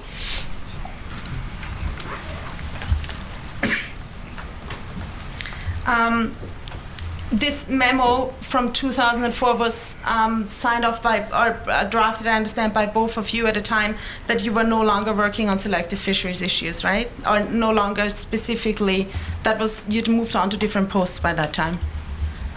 Yes, that's correct. We weren't specifically tasked with selective fishing at that time. So there was actually no, DFO already no longer had this as a priority or specifically funded, but you took it on to still draft that memo and deal with that issue. Yes. Now, it speaks to a lacking of buy-in from industry, and I'd like to take you to page 2, the last paragraph. If Mr. Lang could blow it up so we can all read it together. But one of the points that you're pointing to, it's although the Area B Harvest Committee accepts the results in terms of the coho, so that there would be actually a very positive effect on the coho populations, they're reluctant to proceed with implementation, is what you're setting out there. Correct? Now, going to the page over, and that they believe that solving the coho problem will not afford them with an additional commercial fishing time. So it's weighing their interest of commercial fishing time vis-a-vis coho conservation concerns, and therefore not seeing the need to implement, right? That's what you're setting out in the memo. Now, just to the second bullet on that page, please. And the result and the action that DFO takes as a result is DFO is considering relaxing some selective fishing strategies to allow more gear. So you're actually basically at that stage giving into the industry demand. I'm looking at bullet number 2. We're saying we're considering relaxing it, yes. And that's what happened. I can't remember specifically what happened in that. I mean, what happened was that experiment was not conducted. So. And yeah, when it comes to that experiment was not conducted as a result, right? Mm-hmm. Now, when it comes to Aboriginal peoples, I think it's fair to say that you've had very good buy-in when it comes to selective fishing practices and projects, right? Yes, generally that's true. And that also would go in connection with the fact that they already have traditional fishing techniques, some of which would be quite selective, so they actually have traditional knowledge regarding selective fishing. And Mr. Commissioner, I'm simply identifying the concern about the time that we all face today. I don't know how many more questions my friend has. I actually have 2 more. And I'm sorry, I'm just trying to stick within my 10 minutes just as well. I don't know which one of the gentlemen was getting ready to answer. Yes. Basically, with in-river terminal fisheries, there's been a lot of selective components to the Aboriginal fishery. In the marine areas, many of the First Nations employ gillnet, seine, and troll vessels to catch their FSC allocations, and the move towards more responsible and selective fisheries could be enhanced by greater use of selective methods by those vessels in the marine areas over and above what they're currently employing. But not, for example, on the stocks that they would, if they hadn't been so depleted, otherwise have had in their territories, indigenous stocks in their territories, right? I didn't quite catch your question. I was talking too fast. Well, that's when they're fishing on Fraser River stocks, and that's a logistical requirement to a certain extent. But you're not talking about when they're fishing, when they would be fishing in their own rivers with their own salmon runs in their territories. Yes, those are 2 different things. One is a terminal fishery on local stocks, and the other is a traditional fishery on passing stocks. The other thing that plays into the selective fishing in my submission would be when we are looking at the geography, the knowledge that Indigenous people have about current use sites, traditional and current use sites, specific knowledge where to harvest which species of fish, and traditional knowledge in regard to time and geography of fish stocks. Is there a question there? Yes, I'm putting it to you that would be an important element to take into account as well in selective fishery. Absolutely. The traditional knowledge of all harvesters is very important to incorporate. And so you'd agree with me that traditional knowledge is a key area in which you can still expand selective fisheries by integrating in situ knowledge, so on the spot, in the territory knowledge of Indigenous peoples and their long established practices. There are lessons to be learned from First Nations as well as long-standing commercial harvesters, traditional knowledge that we can learn from, and we do and have done, and need to continue to learn from that experience. My last question goes to the international level and the Food and Agriculture Organization of the United Nations, and specifically COFI, the Committee on Fisheries, that started work on responsible fisheries already in the 1990s, early 90s, correct? And I think that's Mr. Hargreaves mainly. Now, their code was adopted on October 31st, 1995. Now, I understand that also when comparing it with the Canadian code, that it hasn't, not all the parts of the international code, especially when it comes to traditional knowledge, have actually been implemented through Canadian codes. Yes. Now, and I take it you're also aware that there are further UN standards developed under COFI, specifically that they do now have a code for conduct for responsible fisheries and Indigenous peoples that focuses specifically on Indigenous peoples and responsible fisheries. Yes, and I think the Canadian government views that as guidance. So although we contribute to the development of those types of things at the international level, it doesn't necessarily all apply to the Canadian situation. So it hasn't necessarily all yet been implemented, but you would agree that it's important guidance that you could reach to. So you could use those international standards and learn from them and implement them on the ground. Yes. Those are my questions. I see my friend rising, and I'll cede the mic to her. Thank you. Mr. Commissioner, I missed a question, and I've checked it with the Commission Council, and they weren't able to help me, so I'm sorry, gentlemen. I have one more question to ask, and I apologize. But Exhibit 266, which is the selective fishing policy, it's the actual policy. My read of it has the department consulting with the recreational and commercial harvesters, but First Nations aren't mentioned there, and I was just wondering why not. Can Shall you I point take out you to the the exhibit? particular- Yeah, Exhibit 266, and it's page 15. And we have next steps, and the department will consult with recreational angler and commercial harvester organizations on further selective fishing initiatives. And you'll see that First Nations aren't mentioned there, and I was just absolutely curious as to why not. I don't An know. oversight? And I think it's an oversight. If you look up at the paragraph, at the beginning of the paragraph above, it says, document being publicly released and circulated among First Nations. So, I mean, it was our intent and our practice at the time to consult with First Nations. So I think it must have just been an oversight. All right, so either that or it was perhaps that you were already aware how well they were supportive of the Well, initiative. there's certainly no intent there to eliminate or not consult with First Nations. So. Absolutely. Thank you, Mr. Commissioner. Mr. Commissioner, I don't think we've had any area closures. We certainly had significant time restrictions, and I want to express my appreciation to all council for moving up and moving their speed along. Thank you. Thank you, Mr. Moreland. I just want to express my appreciation to Dr. Hargraves, Mr. Curry. Thank you both very much for your patience and for being here today, and to council for once again being so cooperative to meet your time constraints. 10 o'clock tomorrow morning, Mr. Martland? Please. Thank you very much. Thank you. And thank you to our hearing staff who were so cooperative as well. Thank you very much. Hearing is now adjourned for the day and will resume at 10 o'clock tomorrow morning.